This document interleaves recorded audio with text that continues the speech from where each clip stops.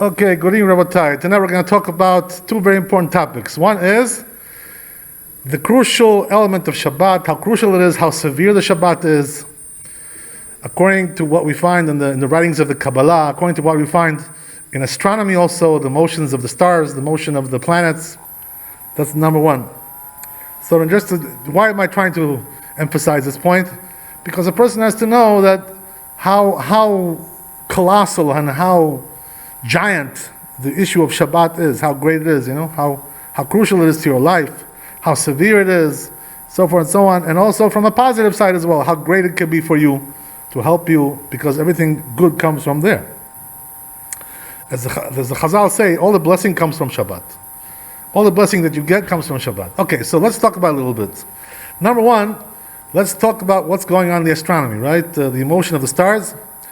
So, actually we mentioned this before, like maybe last year or 2 years ago, something regarding this, that one of the most interesting thing is that there are mazalot, there are motions of the stars, motions of the planets.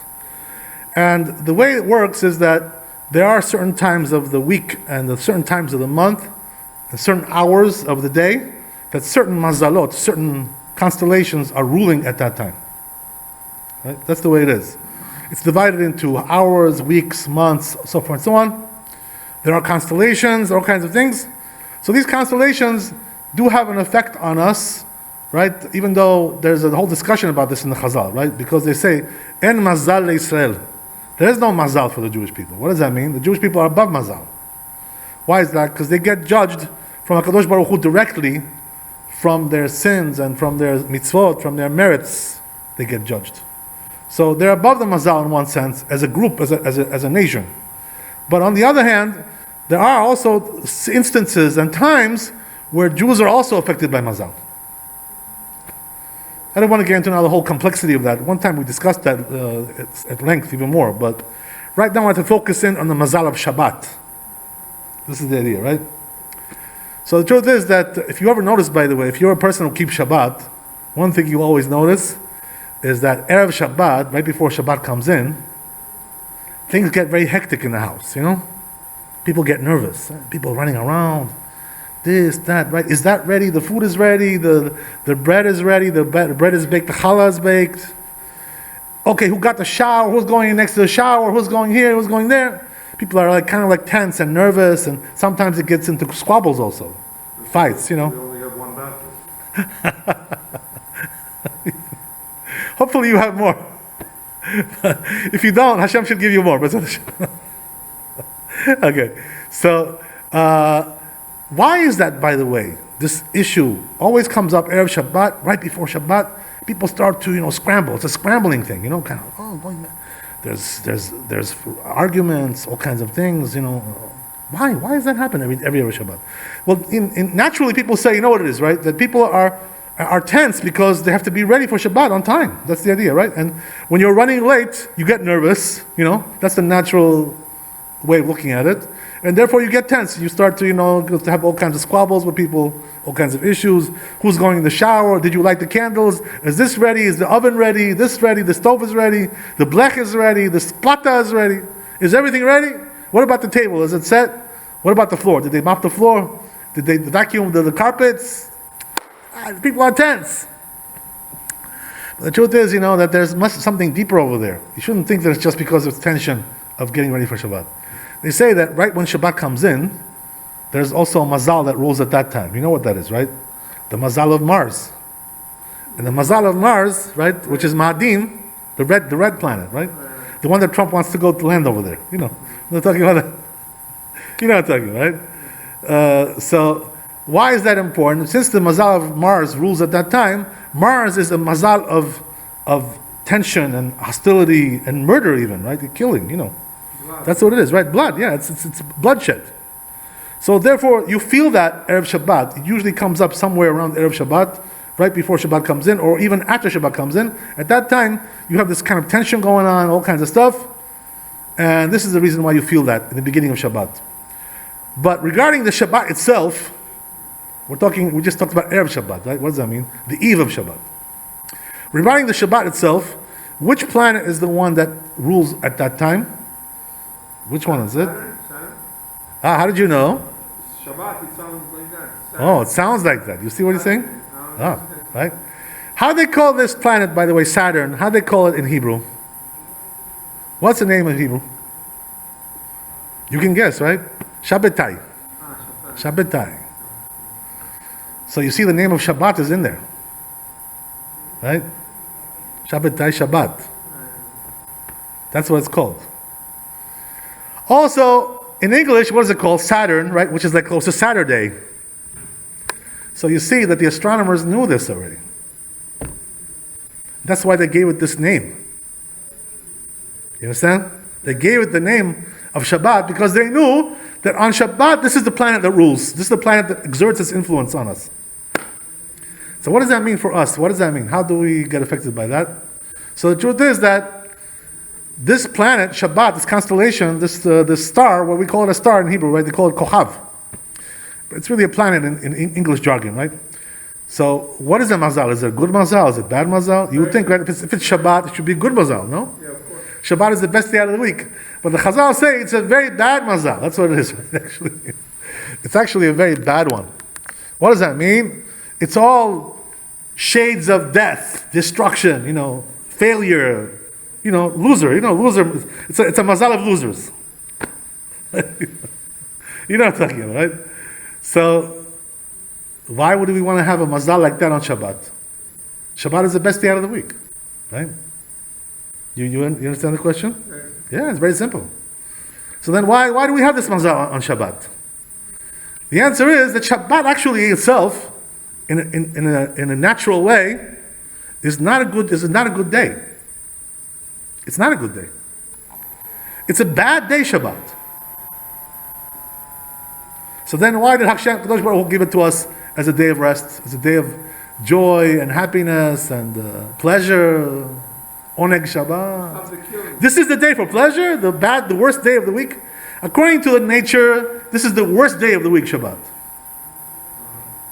So why would Hashem give it to us as a gift, as a covenant between God and the Jewish people? So you know what the answer is? The whole point of Shabbat is what?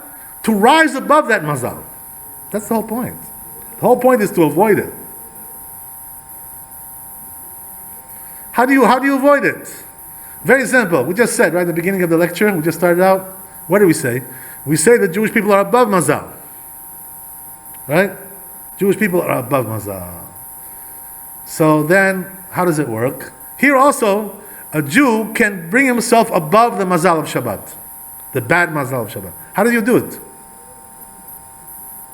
How do you do it? By keeping Shabbat. That's how you do it.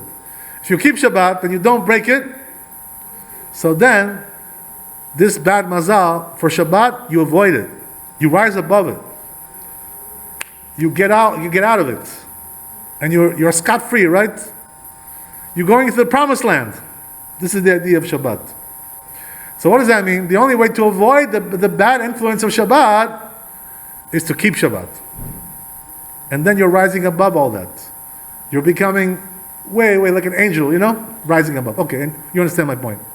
So what does that mean? That if a person doesn't keep Shabbat, he falls into this black hole, which is Saturn, which is all shades of death. Shem Yirachem. So now you see why Kadosh Baruch Hu commands us to keep Shabbat. Because if you don't, you're falling into this pit, big, large pit, that's very hard to climb out of there.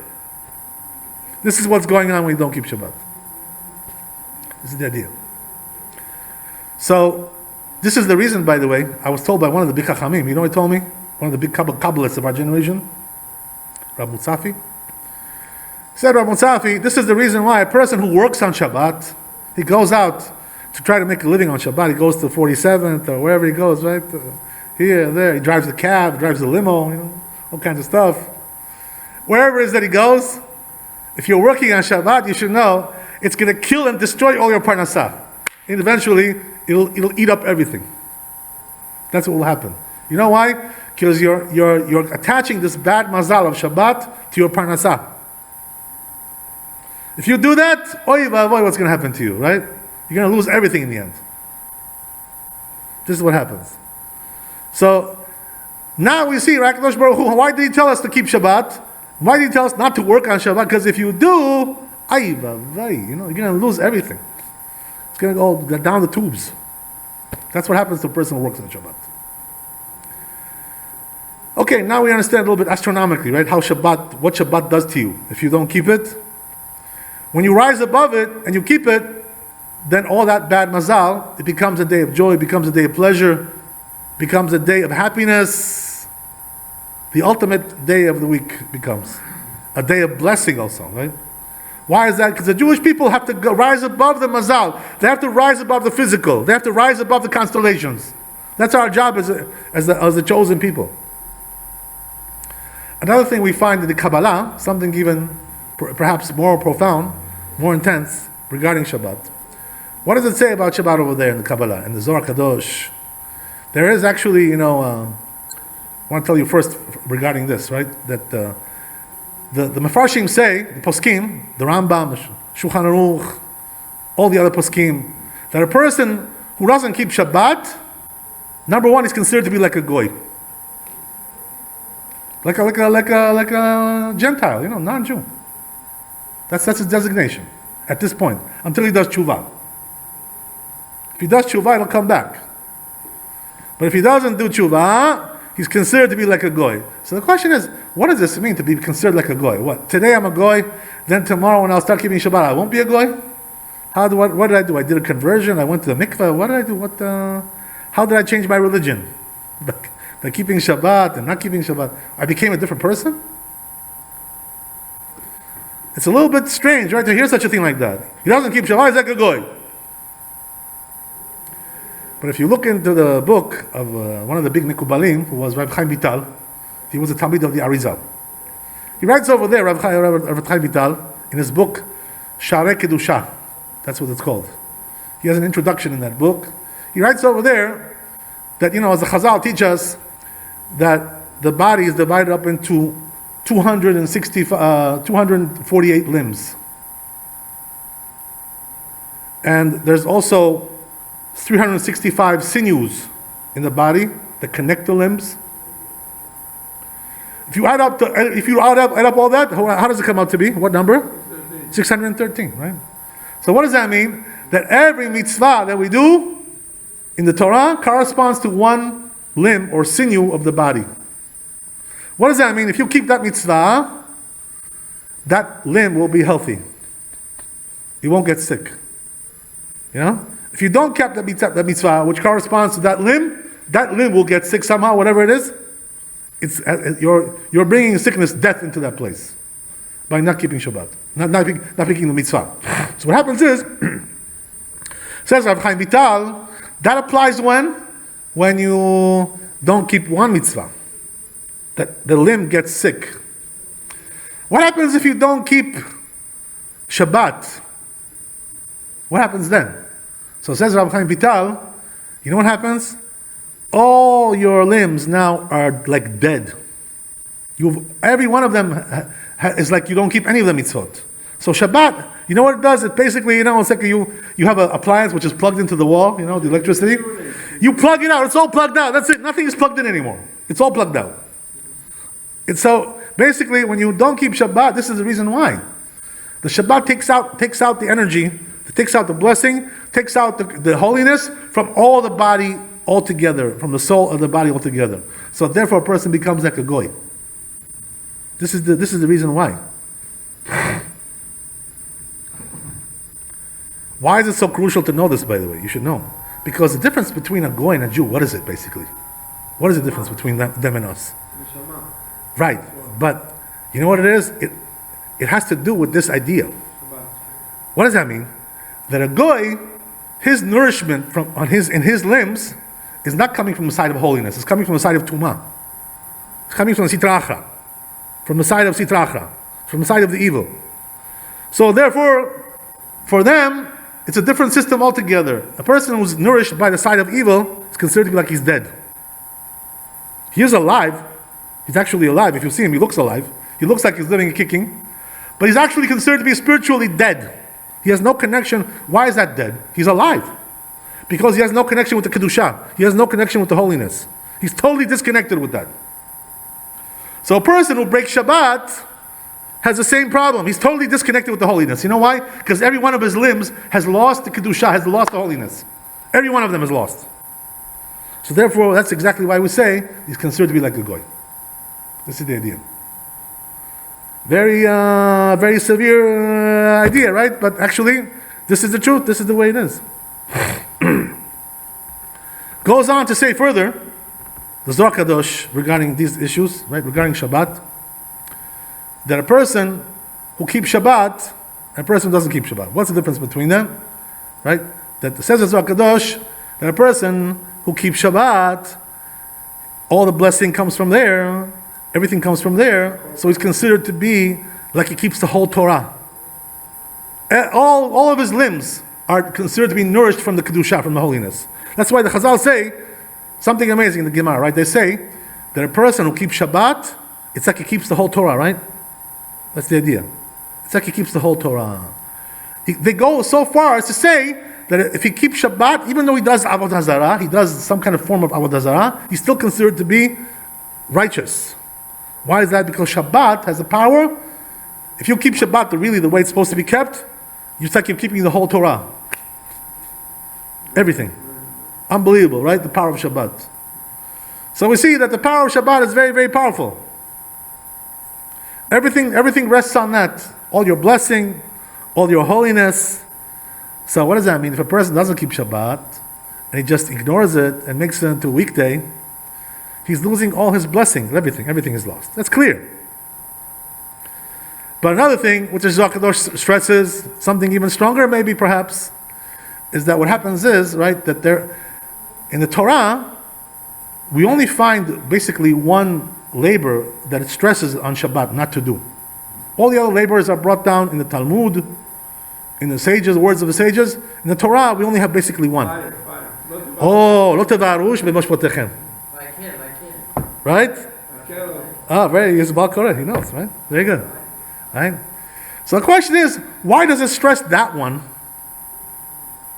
over all the other ones? You know? Why is that one so important? It's all included in there. So it says in Zohar Kadosh, the point is like this: if you light a fire on Shabbat, what you're doing is what? It says Zohar Kadosh, you're lighting the fire of judgment on yourself.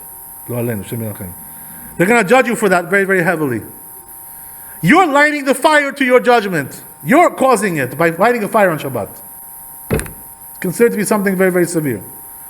So the only way to really keep Shabbat is to avoid lighting a fire, because that fire is that's coming to burn a person. It's coming to burn. The judgment of that fire is going to come and burn him. He burned himself.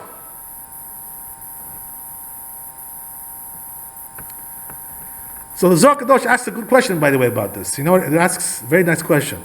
It says, but wait a second. But we do light a fire on Shabbat, don't we? Avi. Candles. Where do we, on Shabbat? On Shabbat? Where do we light our fire on Shabbat? We do. Not today, but in general. In the Bet HaMikdash, right?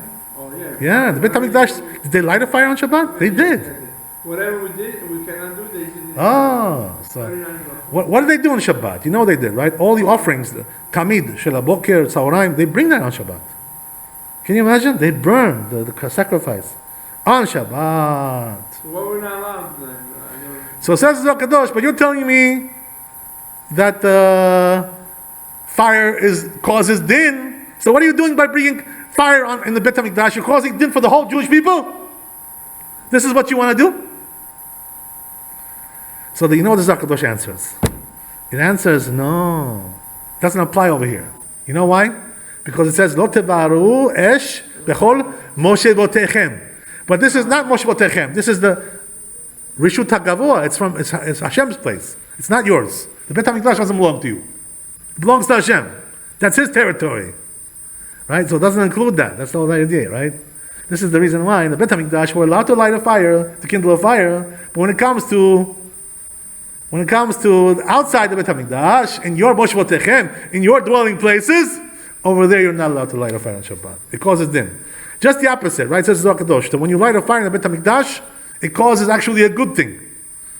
What does that mean? It takes away the dinim from the Jewish people by causing kapara, causing atonement because of the sacrifices. Just the opposite. Where do we see that from? Because it says, Moshe v'otechem, your dwelling places. Bet HaMikdash is not yours. It belongs to Hashem. The Rishut HaGavua. This is the idea. All the best.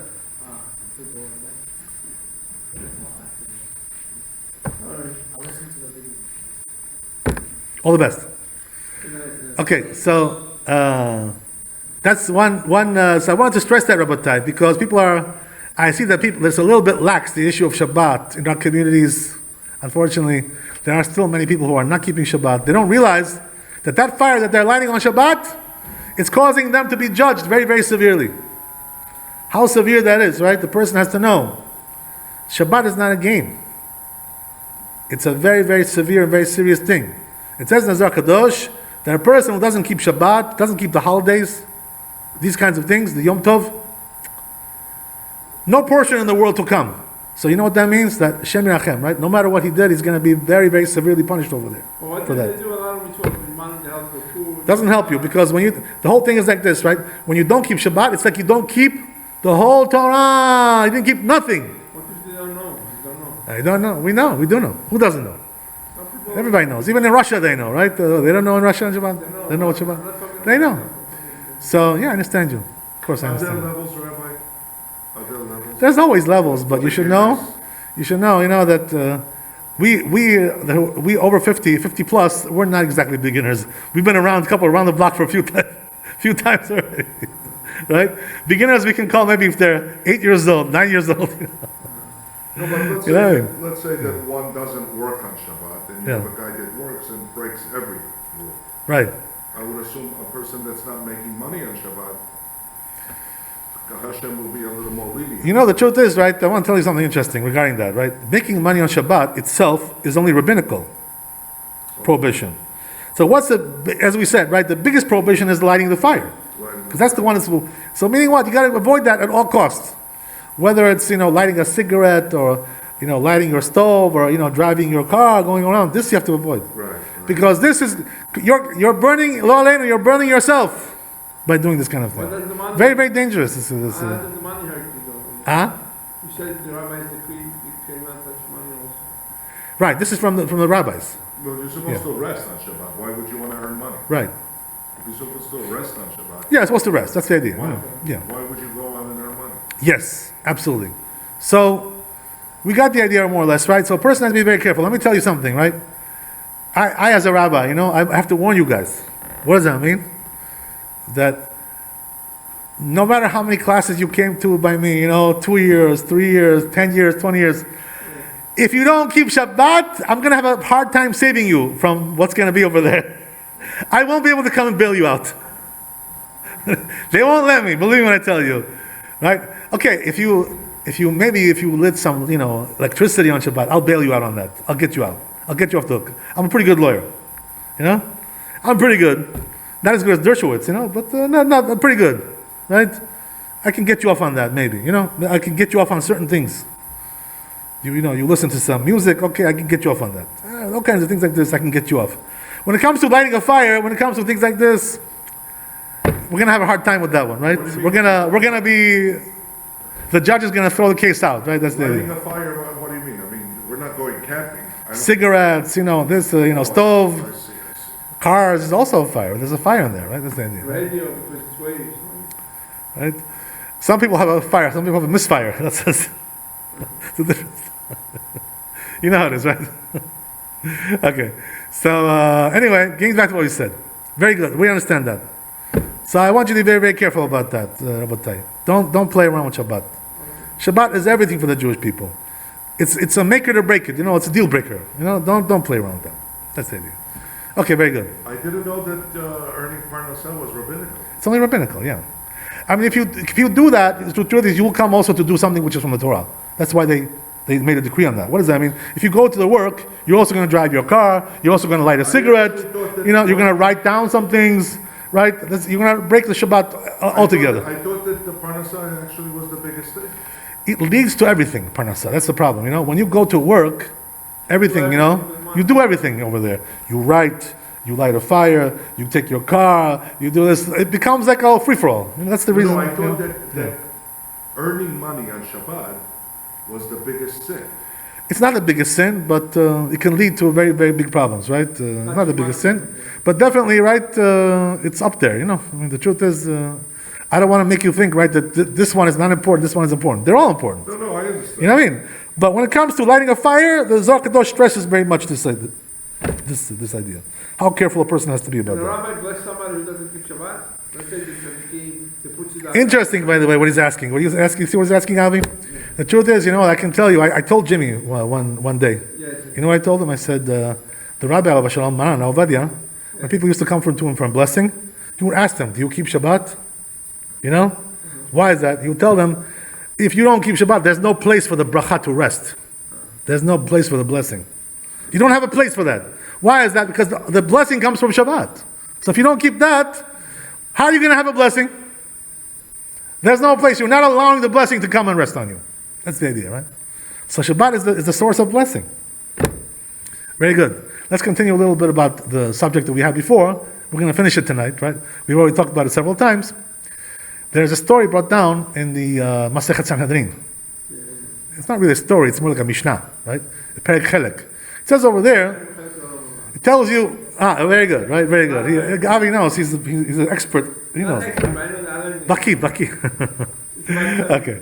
So, what are we talking about? It says over there about certain sins that a person does, that he has no portion in the world to come. If he does certain sins. Eno chelek l'maba. So one of them, it says over there in the Mishnah, apikoros eno chelek l'maba. Apikoros. Right? What is an apikoros? Right? You're going to like this one, right? Apikoros is a heretic. A heretic. A heretic has no portion in the world to come. So the question is, okay, you told me heretic, apikoros, but who is that, right? Are we talking about, somebody who worships idols, or what heresy? What he believes in the No Testament, the New Testament, No Testament, right? Is that a heretic? It's true, that's also a heretic. But over there, the Gemara says something else in the Gemara, in Masechet Sanhedrin. You know who's a heretic? It says over there, the one who disgraces the Talmid Chacham. It's considered to be apikoros. You remember that, Avi? You forget about that? Go back and check it again. Okay. So, what does that mean? That's how severe it is for a person to disgrace the Talmid Chacham. It's considered to be apikoros. Eno chelek l'maba. He has no portion in the world to come. So we see from there how HaKadosh Baruch Hu takes very seriously the honor of Talmid Chachamim. That's number one. Number two, there's also another opinion brought down there. Who's considered to be apikoros? Heretic, the one who disgraces his friend in front of a Talmid Chacham. Another opinion over there. Why would that be so bad? It's bullshit. It's embarrassing. Why? Why is it more than any other kind of embarrassment? Why? What's the reason? You know what the reason is? Because when you embarrass somebody in front of a Talmid Chacham, who's like an authority figure, somebody who's considered to be like, high up, right? High up in the world. He's the melech of the world, right? Man melachei Rabbanan. That's what it says, right? The Chazal, they say, who are the kings? The rabbis are the kings. So, comes and tells you that if you embarrass somebody, your friend, in front of Talmid Chacham, it's like, that's a great deal of embarrassment over there. Because this person is considered to be very mechubad, very honorable, and you're embarrassing him in front of the rabbi, that's considered to be the worst out of all. They say also, that according to this opinion, a person like that also has no chelek in the world to come, in the Olam Haba. He embarrasses his friend in front of Talmid Chacham. You got the idea. There's also another story, several other stories which are brought down. One of the most famous ones is the, I'm sorry? Oh, okay. You know which one I'm talking about? I'm talking about the issue of Rabbi Yochanan and Resh Lakish. Right? As we already mentioned before, in the earlier lectures, Rabbi Yochanan brought Resh Lakish to do tshuva. We talked about that story, right? He jumped into the pool, he jumped into the water, he told him, I'll give you my sister, do tshuva, blah, blah, blah. So what happened was, in the end, Resh Lakish became a big chacham. Right. Rabbi Yochanan said about him, about Resh Lakish, he's equal to me, just like I am, he is also. He was on the same level as Rabbi Yochanan, his rabbi. Can you imagine? Nevertheless, by the way, even though Resh Lakish was on the same level, what's the rule in halacha? Resh Lakish Rabbi Yochanan, halacha Rabbi Yochanan.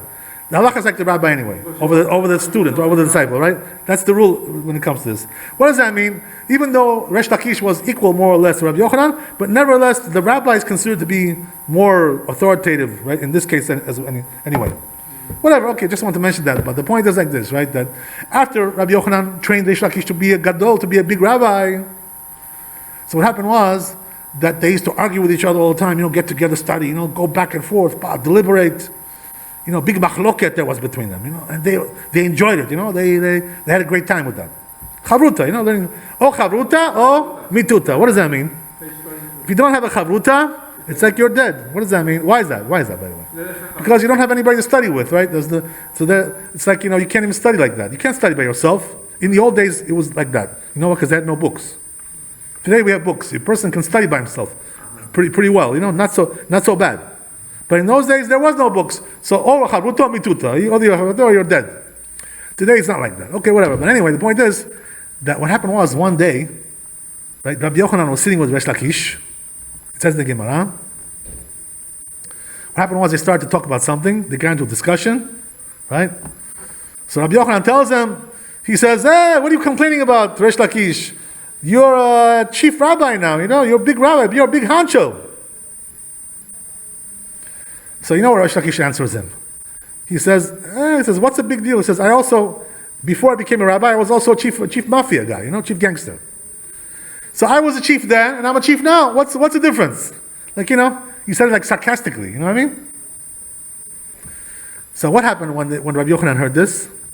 He got very, very angry at him, He said, you think that being a chief rabbi is like being a chief gangster? For you, it's the same thing? So what happened? What did he do to him? He killed me. What happened? How did he? Do you remember the story? I don't remember. Remember the story? Rabbi Lakish was dead, so he They say that Rabbi Yochanan, right, he had very long eyebrows, eyelashes, yeah. So what happened was that if you wanted to see somebody, he had a tweezer, he would pick them up to see, the guy, So what happened was that he picked up his eyelashes like this, long eyelashes, and he looked at Resh Lakish because he was angry at him, gave him like a dirty look, So what happened was Resh Lakish got a dirty look from his rabbi, and right, what happened? He died, right? Resh Lakish killed him. Shem Yirachem. Gadashen, Gadavleno. Why did Rabbi Yochanan do this to him? What's the reason why? To show him that... What's that to show him he's dead? What are you going to show him? What do you say? He's already dead. So you know why? Because he said, this is the appreciation that you have. I made you into a rabbi. I made you into a chacham. And now, after all this Torah that you learned, and all this greatness that you achieved, you think that being a chief rabbi is the same thing as being a chief mafia? Godfather? You think the Godfather is like a rabbi? Is that what you think it is? Godfather too, right? Is that what you think it is? You don't deserve to live. So he killed him, right? So therefore, there actually were several cases like this brought down in Talmud. That certain rabbis looked at certain people. There was one rabbi who looked at a certain Epicorus, a heretic, who was making all kinds of heretical claims. He says, right? So the Gemara says he looked at him and niyat garshel atzamot. He became like a heap of bones. Which rabbi? I forgot. Garshel, that's what I remember. I can remind you. Okay. So he became. There's a few stories like that, by the way. It's not only one. There's like 3 stories like that in the Gemara. 3 stories brought down. Became a heap of bones. Now, I ask you a question, by the way. What does that mean, became a heap of bones? Okay, just tell me, he dropped dead. That's it, right? Why do you have to tell me he's a heap of bones? What's the reason for that? Well, it doesn't happen to your average person. Right, but, just say the guy dropped dead, dropped dead. Heap of bones is something else, right? In other words, it implies that he lost his flesh. You understand? He lost his flesh. He had no flesh left. Like a heap of bones, They say, by the way, about a person who dies and they bury him in the ground, how long does it take for the worms to eat his flesh? It takes 1 year. Right? They consume everything. Wow. Once the year is finished, all the flesh is consumed. So what happens is it becomes like a heap of bones, just like we said. What if he's tzaddik? He doesn't need the escape. That's true. You're right what you're saying. There are some cases like that they were recorded, what you're saying. But the interesting thing is that he became a heap of bones after 1 year. But this guy becomes a heap of bones right away. The rabbi gives him a dirty look, it becomes a heap of bones. Why is that? So the brother, You know? So if you look at the Zohar Kadosh, it explains, by the way, the reason for this. It's not talking about this case, but it's talking about in general. It says in Zohar Kadosh, there are certain parts of the body that belong to the good side, to the Yetzer HaTov. There are some parts of the body which belong to the evil side, right? Yetzer Hara, the Satan. They belong to the Satan. What belongs to the Satan? The flesh, the meat. What belongs to the Yetzer HaTov? The bones. That's why the bones are not consumed. You understand? The flesh is consumed, but the bones are not. You know why? Because the Satan has power over the flesh, but he doesn't have power over the bones. and the flesh does the sins. That's what. Yeah. The Yetzer Hara comes from there. You understand? So this is the reason why these people also became a heap of bones. You know why? Because their flesh was consumed by the Satan, because the Satan has power to consume their flesh. That's according to what we said in the Zohar Kadosh. This is the idea, because the Yetzer Hara has power over the flesh. That's why it gets consumed. It has to be eaten up. It gets eaten, because everything which belongs to the Yetzer Hara cannot last. It dies. It disintegrates. When it comes to Yetzer HaTov, it lasts. This is the difference between one and the other. This is why they became a heap of bones when these rabbis looked at them. So all these stories, they say they signify one thing, right? It says in the Gemara in several places, Kol makom shechachamim natnu et enehem o oni o mita. What does that mean? That if a person, right, annoys a certain rabbi, right, and he does some kind of a sin in front of him, or does some kind of a bad deed in front of him, like there's something disgraceful. So what happens is if that rabbi, if that chacham puts his eyes on him and gives him an evil eye like that, what happens is that either he's going to become poor or he's going to die. That's exactly what happened with these cases that we talked about.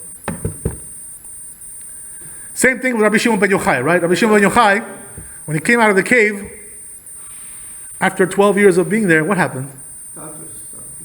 He saw some people who were farming in the land. So, he was already on such a high level, Rabbi Shimon Yochai. He said, these people are, they should be working in Torah, toiling in Torah. Instead, what are they doing? They're farming and working in the land, like Am Haaretz. So he put his eyes on them and killed them. Gal shel atzamot, heap of bones. That's the idea. So we see from there what the Zohar Kadosh bears out. It says in the Zohar Kadosh that the rabbis, the chachamim, a person has to be very careful. If you see a real Talmid Chacham, don't do in front of him something ridiculous or silly or a sin, something like that. Don't do a sin in front of him. Because if he sees you, he will judge you. He will put an eye on you. What does that mean? HaKadosh Baruch Hu, sometimes, a person can do a sin, but he doesn't punish that person until somebody sees him and complains about him. So what does he do? HaKadosh Baruch Hu, he sends over there a Talmid Chacham to see him. Once the Talmid Chacham sees him, he complains with his eyes. It goes up, the complaint, and that's it, right? The Kadosh Baruch Hu punishes him. So sometimes Kadosh Baruch Hu punishes people by way of a Talmid Chacham seeing that he's a sinner. So that's why the person has to be very careful not to do sins in front of a Talmid Chacham, because that person, Chacham, can judge you. Not in front of You understand? Right. But especially in front of the Talmid Chacham. That's the idea, right? He can judge you. You have to have boshet panim. You have to have shame. You have to have self-shame. There's a story brought down, I'll finish with this, right? There's a story brought down, interesting, about Chacham ben Zion Abba Sholem, one of the big, the Rosh Yeshiva Porat Yosef. Okay? He was one of the big Chachamim of the generation. So they say, same time as your rabbi? Or? Yeah, they were Chavruta. They were all Chavruta Mituta. That's the idea. So what happened was that Chacham ben Zion, one day, he was walking on Shabbat to go to the Bet Knesset. So they say there was a group of kids in his neighborhood where he lived, And they were Mechalel Shabbat. We'll finish off with Shabbat and Chacham together. Why, by the way, the Chacham and Shabbat are related? What's the reason why? Shabbat and Chacham is the same thing. Why is that? Because Shabbat is the chosen of the days, and the Chacham is the chosen of the people. So therefore, Tamid Chacham is considered to be like Shabbat. Both are chosen by Hashem. Exactly, they're chosen by Hashem. That's the idea, right? So therefore, what happens is like this, right? Chacham ben Tzionah B'Shaul, he's walking on Shabbat, and he sees some boys. What they were doing, they were trying to like take a car, and drive the car on Shabbat, So once they saw the rabbi, what did they do? Because they were embarrassed, they all ran away, They ran off and they hid themselves. So Chacham ben Sion noticed this, that these boys, they hid themselves like that. So he was happy when he saw that. Why was he happy? What's the reason why? Because that shows that they have shame, They're not shameless. They're not so shameless to break Shabbat in front of a rabbi. Because if you're that bad, that's pretty bad, right? You have no shame like that to break Shabbat. So you know what he said to Chacham ben Sion? He said, because these kids have shame that they don't want to break Shabbat in front of me, he says, I know that one day they will do tshuva. They will do tshuva. And they did, right? The story goes, they did tshuva in the end. What does one have to do with the other? A person who has shame not to do this kind of a thing in front of a Talmid Chacham, that means that he has some tshuva inside of him, he feels shame, he has a conscience. Yesh lo matzpun. You know what I mean? That's the idea. So a person like that, said Chacham ben Sion, he will do tshuva because he has a conscience. He feels guilty. That's good. But a person who feels no guilt just in front of a Chacham, he'll break Shabbat, he has no shame. That's the word. A person like that will not do tshuva because he's not afraid of nothing, He has no fear of a Talmid Chacham. He has no fear of God. As we said, right? When we started off these lectures, we said one thing. As it says over there in the Gemara, also, that Et Hashem et Elokecha tira. It says, right? Et Adonai Elohecha tira. So says Rabbi Akiva regarding that, what does et mean? Et Tamid Chachamim. You also have to feel the Tamid Chachamim. So if a person feels Tamid Chachamim, that means he fears Hashem. A person who doesn't fear Tamid Chachamim, that means he also doesn't fear Hashem, because it's one and the same. Because the Chachamim are representatives of Hashem in this world. Hashem has appeared also in Zohar. Yeah, that's something, spiritual. It's spiritual, not physical, right? You know that, right? Because you told me go a beard, I can't go a beard. Okay, Baruch Adonai Leolam, Amen, Amen. Thanks for coming. God bless you. All the blessings to you and your families. Wealth, health, happiness, Amen. And derech teshuvah, B'ezrat Hashem. And Torah, Gadlut b'Torah. Especially for you, Avi. Amen. Especially for you. Chazak Baruch.